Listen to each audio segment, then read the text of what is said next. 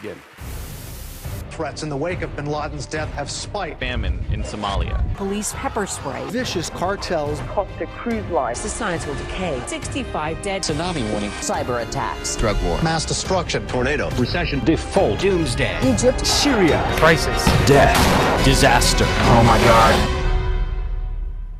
So those are just a few of the clips I collected over the last 6 months. Could have easily been the last 6 days or the last 6 years. The point is that the news media preferentially feeds us negative stories because that's what our minds pay attention to. And there's a very good reason for that. Every second of every day, our senses bring in way too much data that we can possibly process in our brains. And because nothing is more important to us than survival, the first stop of all of that data is an ancient sliver of the temporal lobe called the amygdala. Now, the amygdala is our early warning detector, our danger detector. It sorts and scours through all of the information, looking for anything in the environment that might harm us. So given a dozen news stories, we will preferentially look at the negative news. And that old newspaper saying, if it bleeds, it leads, is very true. So given all of our digital devices that are bringing all the negative news to us 7 days a week, 24 hours a day, it's no wonder that we're pessimistic. It's no wonder that people think that the world is getting worse. But perhaps that's not the case. Perhaps instead, it's the distortions brought to us of what's really going on. Perhaps the tremendous progress we've made over the last century by a series of forces are in fact accelerating to a point that we have the potential in the next 3 decades to create a world of abundance. Now, I'm not saying we don't have our set of problems.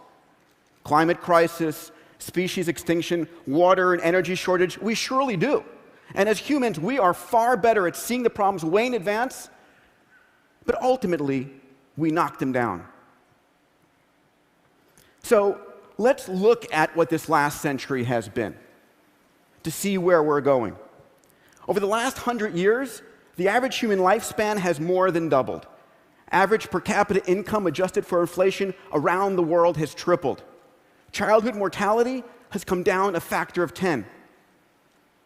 Add to that the cost of food, electricity, transportation, communications have dropped 10 to 1,000-fold. Steve Pinker has showed us that, in fact, we're living during the most peaceful time ever in human history. And Charles Kenny, that global literacy has gone from 25% to over 80% in the last 130 years. We truly are living in an extraordinary time. And many people forget this. And we keep setting our expectations higher and higher. In fact, we redefine what poverty means. Think of this. In America today, the majority of people under the poverty line still have electricity, water, toilets, refrigerators, television, mobile phones, air conditioning, and cars. The wealthiest robber barons of the last century, the emperors on this planet, could have never dreamed of such luxuries.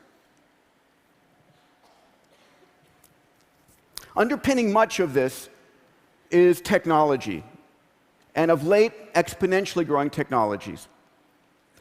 My good friend Ray Kurzweil showed that any tool that becomes an information technology jumps on this curve, on Moore's law, and experiences price performance doubling every 12 to 24 months. That's why the cell phone in your pocket is literally 1,000,000 times cheaper and 1,000 times faster than the supercomputer of the 70s. Now look at this curve. This is Moore's law over the last 100 years. I want you to notice 2 things from this curve. Number 1, how smooth it is. Through good time and bad time, wartime and peacetime, recession, depression, and boom time. This is the result of faster computers being used to build faster computers. It doesn't slow for any of our grand challenges. And also, even though it's plotted on a log curve on the left, it's curving upwards. The rate at which the technology is getting faster is itself getting faster. And on this curve, riding on Moore's law, are a set of extraordinarily powerful technologies available to all of us. Cloud computing, what my friends at Autodesk call infinite computing, sensors and networks, robotics, 3D printing, which is the ability to democratize and distribute personalized production around the planet, synthetic biology, fuels, vaccines, and foods, digital medicine, nanomaterials, and AI. I mean, how many of you saw the winning of Jeopardy by IBM's Watson? I mean, that was epic. In fact, I scoured the headlines looking for the best headline in a newspaper I could, and I love this: Watson vanquishes human opponents. Jeopardy is not an easy game. It's about the nuance of human language. And imagine, if you would, AIs like this on the cloud, available to every person with a cell phone. 4 years ago here at TED, Ray Kurzweil and I started a new university called Singularity University. And we teach our students all of these technologies, in particular, how they can be used to solve humanity's grand challenges. And every year, we ask them to start a company or product or a service that can affect positively the lives of 1 billion people within a decade. Think about that, the fact that literally a group of students can touch the lives of 1 billion people today. 30 years ago, that would have sounded ludicrous. Today, we can point at dozens of companies that have done just that. When I think about creating abundance, it's not about creating a life of luxury for this planet. It's about creating a life of possibility. It is about taking that which was scarce and making it abundant. You see, scarcity is contextual, and technology is a resource-liberating force. Let me give you an example. So this is a story of Napoleon III in the mid-1800s. He's the dude on the left. He invited over to dinner the king of Siam. All of Napoleon's troops were fed with silver utensils. Napoleon himself with gold utensils. But the king of Siam, he was fed with aluminum utensils. You see, aluminum was the most valuable metal on the planet, worth more than gold and platinum. It's the reason that the tip of the Washington Monument is made of aluminum. You see, even though aluminum is 8.3% of the Earth by mass, it doesn't come as a pure metal. It's all bound by oxygen and silicates. But then a technology of electrolysis came along and literally made aluminum so cheap that we use it with throwaway mentality. So let's project this analogy going forward. We think about energy scarcity. Ladies and gentlemen, we are on a planet that is bathed with 5,000 times more energy than we use in a year. 16 terawatts of energy hits the Earth's surface every 88 minutes. It's not about being scarce, it's about accessibility. And there's good news here. For the first time this year, the cost of solar-generated electricity is 50% that of diesel-generated electricity in India. 8.8 rupees versus 17 rupees. The cost of solar dropped 50% last year. Last month, MIT put out a study showing that by the end of this decade, in the sunny parts of the United States, solar electricity would be 6 cents a kilowatt hour compared to 15 cents as a national average. And if we have abundant energy, we also have abundant water. Now, we talk about water wars. Do you remember when Carl Sagan turned the Voyager spacecraft back towards the Earth in 1990 after it just passed Saturn? He took a famous photo. What was it called? Right, a pale blue dot.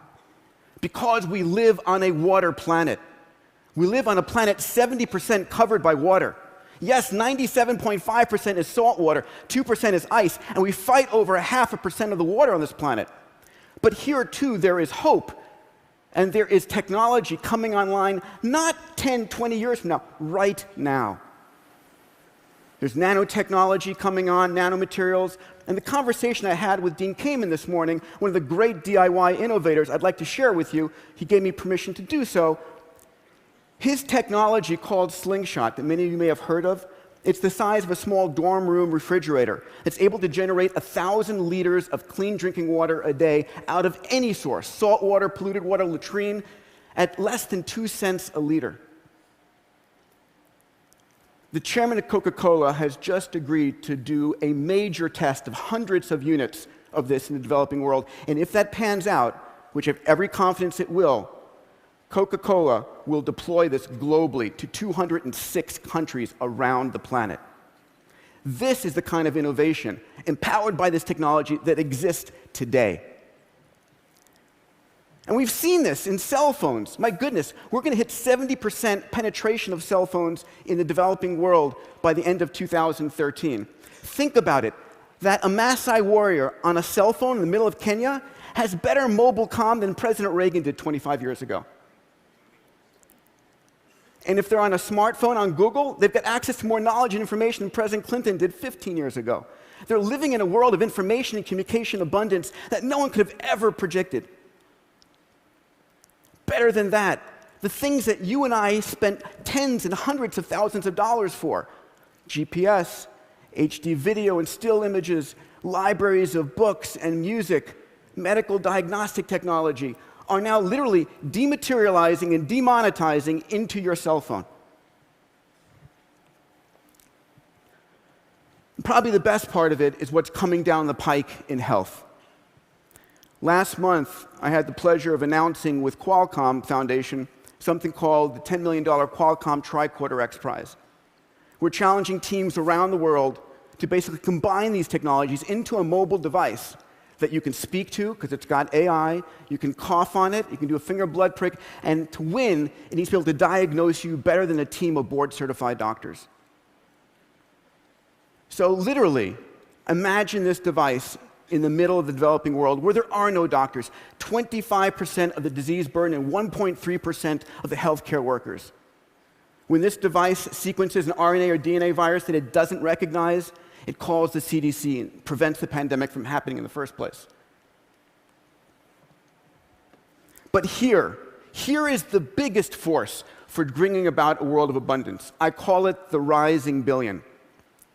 So the white lines here are population.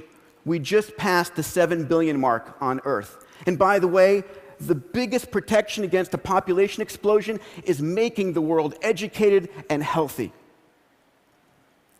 In 2010, we had just short of 2 billion people online connected. By 2020, that's going from 2 billion to 5 billion internet users. 3 billion new minds who have never been heard from before are connecting to the global conversation. What will these people want? What will they consume? What will they desire? And rather than having an economic shutdown, we're about to have the biggest economic injection ever. These people represent tens of trillions of dollars injected into the global economy. And they will get healthier by using the tricorder, and they'll become better educated by using the Khan Academy, and by literally being able to use 3D printing and infinite computing more productive than ever before. So what could 3 billion rising, healthy, educated, and productive members of humanity bring to us? How about a set of voices that have never been heard from before? What about giving the oppressed, wherever they might be, the voice to be heard and the voice to act for the first time ever? What will these 3 billion people bring? What about contributions we can't even predict? The one thing I've learned at the X Prize is that small teams, driven by their passion with a clear focus, can do extraordinary things. Things that large corporations and governments could only do in the past. Let me share and close with a story that really got me excited.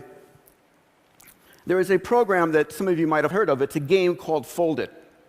It came out of the University of Washington in Seattle. And this is a game where individuals can actually take a sequence of amino acids and figure out how the protein is going to fold. And how it folds dictates its structure and its functionality. It's very important for research in medicine, and up until now, it's been a supercomputer problem. And this game has been played by university professors and so forth, and it's literally hundreds of thousands of people came online and started playing it, and it showed that, in fact, today, the human pattern recognition machinery is better at folding proteins than the best computers. And when these individuals went and looked at who is the best protein folder in the world, it wasn't an MIT professor, it wasn't a Caltech student, it was a person from England, from Manchester, a woman, who during the day was an executive assistant at a rehab clinic. And at night was the world's best protein folder. Ladies and gentlemen, what gives me tremendous confidence in the future is the fact that we are now more empowered as individuals to take on the grand challenges of this planet. We have the tools with this exponential technology. We have the passion of the DIY innovator. We have the capital of the techno-philanthropist. And we have 3 billion new minds coming online to work with us, to solve the grand challenges, to do that which we must do. We are living into an extraordinary decades ahead. Thank you.